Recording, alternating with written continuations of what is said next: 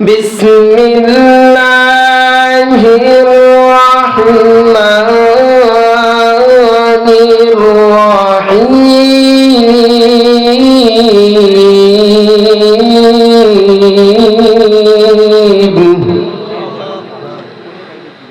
ইয়া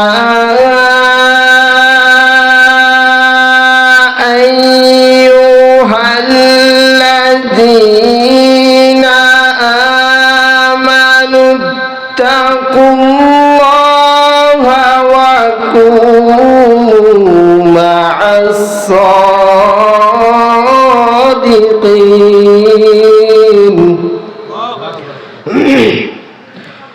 ইয়া আইয়ুহাল্লাযীনা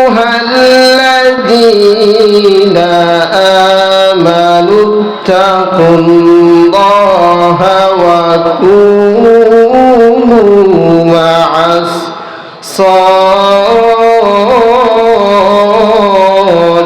সাদিকিন صدقت يا رب العالمين سبحانك لا علم لنا إلا ما علمتنا إنك أنت العليم الحكيم وقال تعالى قال رسول الله صلى الله عليه وسلم أخلص دينك يكفيك العمل القليل إن الله وملائكته يصلون عليك يا أيها الذين آمنوا صلوا عليه وسلموا تسليما সকলে মহব্বতের সহিত দুরূদ ইব্রাহিম পাঠ করেন اللهم صل على محمد وعلى آل محمد كما صليت على إبراهيم وعلى آل إبراهيم إنك حميد مجيد اللهم بارك على محمد وعلى آل محمد كما باركت على إبراهيم وعلى آل إبراهيم إنك حميد مجيد या रब मेरे आँखों में समा जाए मदीना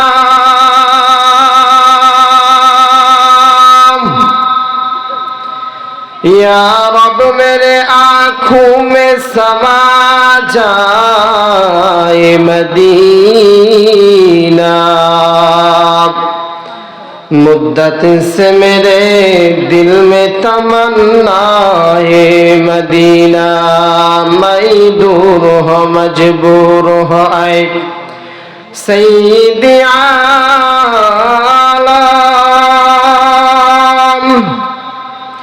मैं दूर हो मजबूर हो आए सैयद आलम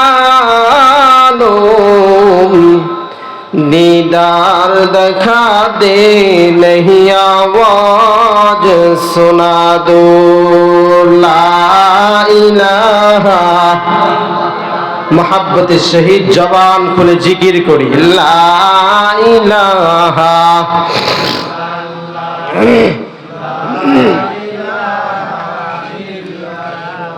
ला इलाहा इल्लल्लाह ला इलाहा इल्लल्लाह ला इलाहा इल्लल्लाह ला इलाहा इल्लल्लाह ला इलाहा ইল্লাল্লাহু লা ইলাহা ইল্লাল্লাহু বলো রে আমার মন লা ইলাহা ইল্লাল্লাহু মুহাম্মাদুর রাসূলুল্লাহ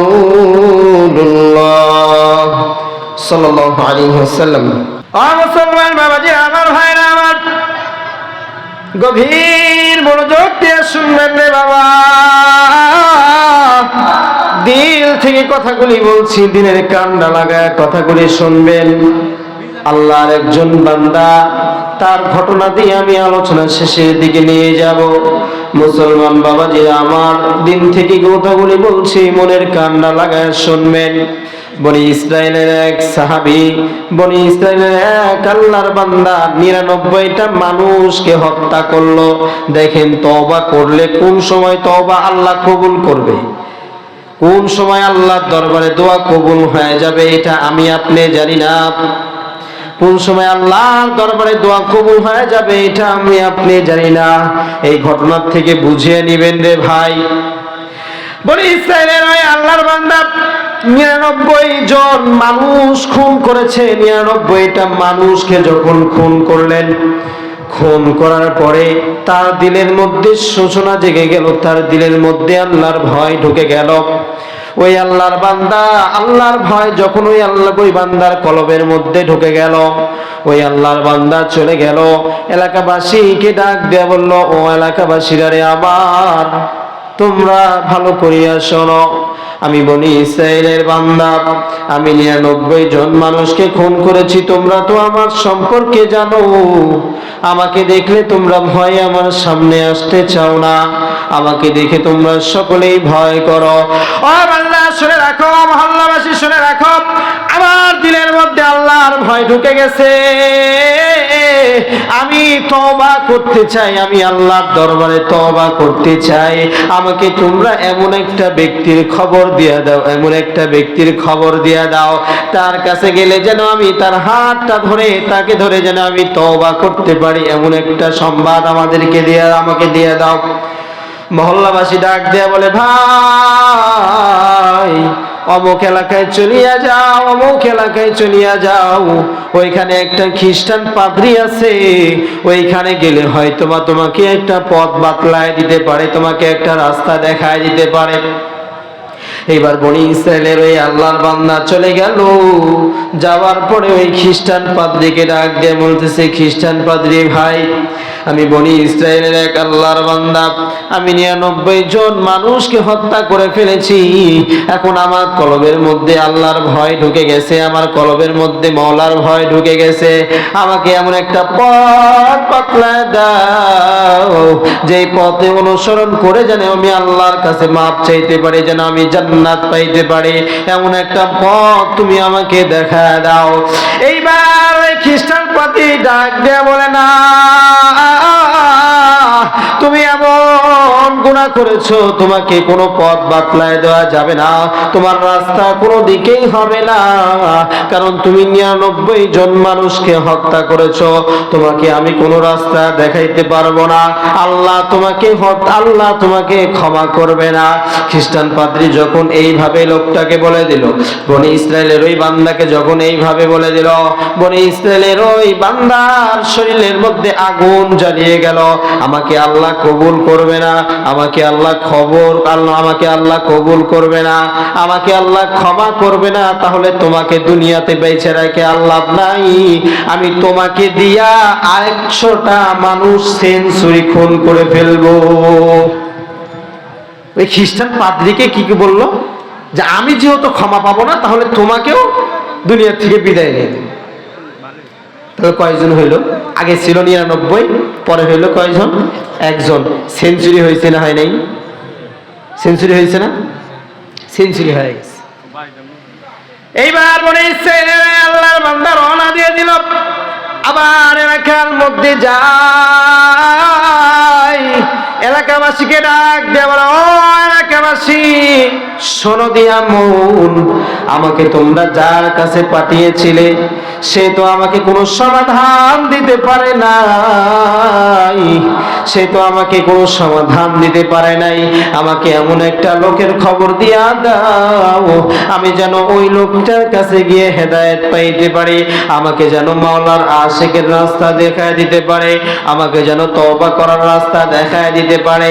এই কথা বলার পর এলাকাবাসী বলে, যাও যাও তুমি অমুক এলাকায় চলিয়া যাও, ওই এলাকার মধ্যে একজন মাওলানা বসে আছে, একজন মাওলানা ওই এলাকার মধ্যে ইবাদত করতেছে। খ্রিস্টান পাদ্রী এবার রওনা দিয়ে দিল, হাঁটি হাঁটি পা পা করে রওনা দিয়ে দিল।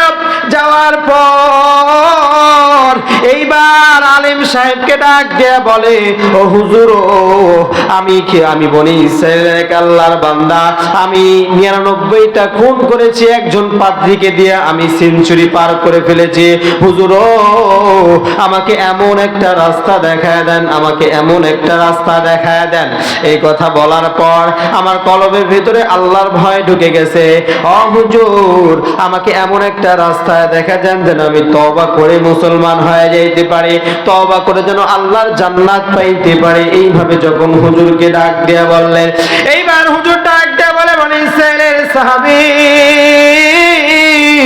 তুমি ভালো করিয়া শোনো, তোমাকে দোষ দিয়ে লাভ নাই। তুমি যে এলাকার মধ্যে বসবাস করো, যে এলাকার মধ্যে তুমি থাকো, আমার মনে হয় ওই এলাকার পরিবেশটা তোমার ভালো না। ওই এলাকার মধ্যে তুমি যতই থাকবা ততই তোমাকে মানুষ খুন করতে মনে চাইবে, ততই তোমাকে হত্যা করতে মনে চাইবে। এইভাবে যখন বলিয়া দিল, ডাক দিয়ে বলে, হুজুর তাহলে আমি কি করব, আমাকে একটা পথ বাতলায়া দেন। এইবার ওই আলেম সাহেব ডাক দিয়ে বলে, বনি ইসরাইলের বান্দা, তোমাকে এমন একটা এলাকার খবর দিয়া দে, তুমি ওই এলাকার মধ্যে যাও, ওই এলাকার মধ্যে দেখবা অনেক আল্লাহওয়ালা কুতুব আউলিয়া বসে আছে। ওইখানে যদি তুমি যাইতে পারো আর যদি তার সাথে ইবাদত করতে পারো, তাদের সাথে যদি তুমি ইবাদতের মধ্যে মশগুল হয়ে যাও, তাহলে তোমার এই পরিবর্তনটা চলে আসবে, আল্লাহর ভয় তোমার কলবের মধ্যে ঢুকিয়া যাবে। এবার বনি ইসরাইলের ওই আল্লাহর বান্দা রওনা দিয়ে দিলেন, নিজের এলাকার মধ্যে চলিয়া গেলেন। এলাকার মধ্যে যাওয়ার পরে তার মালসামা নিয়ে রওনা হয়ে যায়। রওনা যখন হয়ে গেল, ওই এলাকায় যাবে, অমুক এলাকায় যাবে, এমন সময় আজরাইল আলাইহিস সালামের সাথে আল্লাহর বান্দার সাক্ষাৎ হয়ে গেল, মোলাকাত হয়ে গেল। আল্লাহর এই বান্দা ডাক দিয়ে বলে, আল্লাহ আমাকে কি তুমি তওবা করার সুযোগটা দিবা না? আমাকে কি তুমি রাস্তাটা অতিক্রম করতে দিবা না? আমাকে কি তোমার খাস বান্দা হিসেবে কবুল করবা না? আল্লাহর বান্দা এই বলে, আর মালাকুল মাউত আজরাইল যখন সামনে দমদানমান হয়ে যায়, এবার আল্লাহর বান্দা চিন্তা করে, আমি মনে হয় সামনের দিকে আর আগাইতে পারবো না। এমন মনে করতে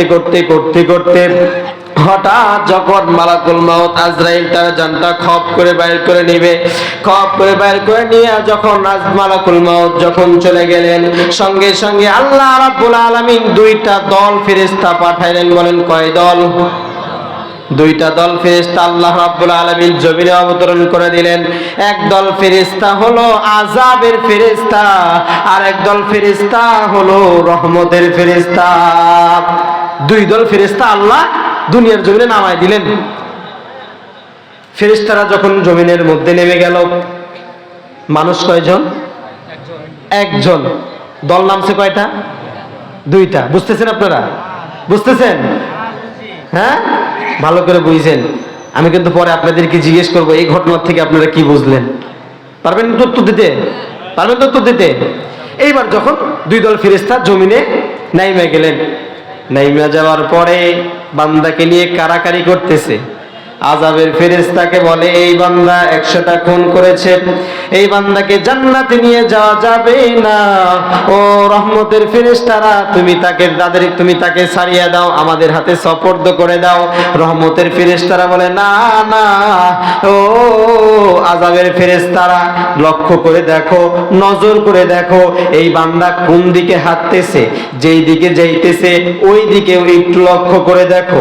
দুই দল ফেরেশতা লাগছে মারামারি, কি টানাটানি লাগছে, কি টানাটানি, এই টানাটানি। এরপরে হঠাৎ আল্লাহ রাব্বুল আলামিন আরেকটা দল ফেরেশতা জমিনে অবতরণ করে দিলেন, বলেন সুবহানাল্লাহ। আল্লাহ রাব্বুল আলামিন আরেকটা দল ফেরেশতা দুনিয়ার জমিনে অবতরণ করে দিলেন। ফেরেশতাকে ডাক দিয়ে বলেন, ফেরেশতা রে, তুই যে যাবি আযাবের ফেরেশতা আর রহমতের ফেরেশতা যে মারামারি লাগছে, এই মারামারিটা ছোটায় দিবি। সেটা কিভাবে ছোটায় দিবি তুই ভালো জানোস। এইবার যখন আল্লাহ রাব্বুল আলামিনের দরবার থেকে আরেক দল ফেরেশতা, যখন তৃতীয় নাম্বার ফেরেশতা যখন জমিনে নেমে আসলেন, আসার পরে আযাবের ফেরেশতাকে ডাক দেয়া বলে, ও আযাবের ফেরেশতা, তুমি থামিয়া যাও, রহমতের ফেরেশতাও তুমিও থামিয়া যাও, আমি তোমাদেরকে ফয়সালা দিয়ে দেই। কি ফয়সালা দিবে? ও ফেরেশতা, আমাদেরকে ফয়সালা দিয়ে দাও, তবে আমাদের একটা কথা শোনো, এই বান্দা 100টা হত্যা, 100টা মানুষকে খুন করেছে, এই বান্দা কঠিন কালেও জান্নাতে যাইতে পারবে না। রহমতের ফেরেশতা বলতেছে, না না, এই বান্দা তো ইবাদতে মশগুল হওয়ার জন্য যাইতেছে, অতএব জান্নাতের দিকে যাইতেছে, তওবা করতে করতে যাইতেছে, অতএব তাকে জাহান্নামে নেওয়া যাবে না, তাকে জান্নাতে দিতে হবে। মানে যেই ফেরেশতা বিচার করতে এসে ফয়সালা দিতে এসে সেও পড়ে গেছে বিপদে। কোন দিকে নিবে? বুঝতেছেন তো আপনারা? কোন দিকে নিবে? তখন ওই 3 নাম্বার যে ফেরেশতা সে বললেন যে আমি ভাগ করে দেই।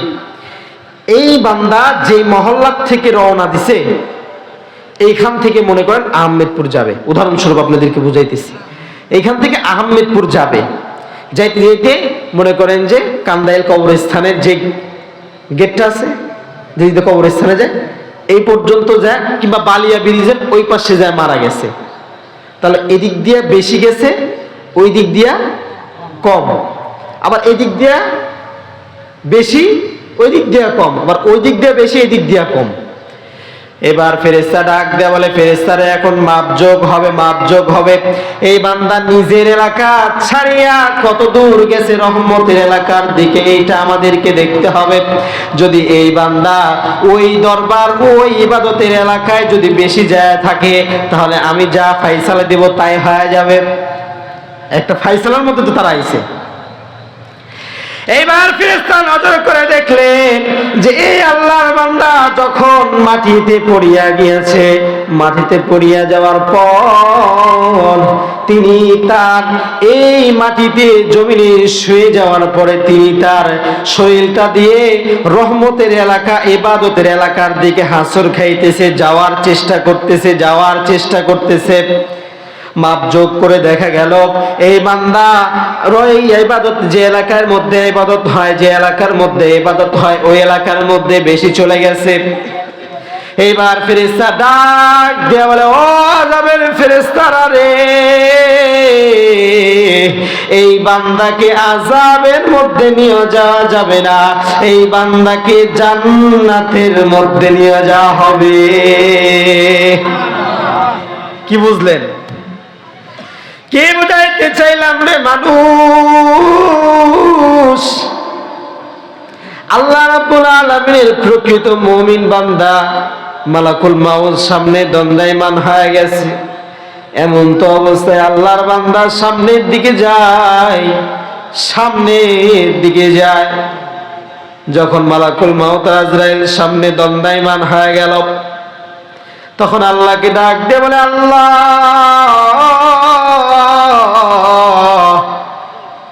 আমি বনি ইসরাইলের বান্দা 99টা খুন করেছি গো মালিক, আমাকে তুমি মাফ করবা কিনা আমি জানি না, তবে আল্লাহ আমার কলবের মধ্যে তোমার ভয় ঢুকে গেছে, আমার কলবের মধ্যে তোমার ভয় ঢুকে গেছে গো মালিক। মালাকুল মাউত আজরাইল আমার সামনে দণ্ডায়মান হয়ে গেছে। ও মালিক, মালাকুল মাউত আজরাইল দণ্ডায়মান হয়ে গেছে। এমন পর্যায়ে আমি বান্দা তোমার কাছে দোয়া করে দিলাম, আল্লাহ, জীবনে যত গুনাহ করেছি গো মালিক তুমি মাফ করিয়া দাও। এইভাবে দুইটা চোখের পানি ছাড়িয়া কি আপনারা বলতে পারবেন? আল্লাহকে ডাক দিয়ে বলবেন, আল্লাহ, জীবনে কত গুনাহ করেছি গো, আর করব না। আল্লাহ রাব্বুল আলামিন, জীবনে কত নামাজ ছেড়েছি, আর ছাড়ব না। এইভাবে দিল থেকে তওবা করে মাফ চাওয়ার নামই হলো তওবা। এই তাওবাতুন নাসুহা, এটা কি? তাওবাতুন নাসুহা। এই তওবা আপনারা করতে পারবেন তো ইনশাআল্লাহ? পারবেন তো ইনশাআল্লাহ? এতক্ষণ যা কিছু আলোচনা করেছি আমি পুরো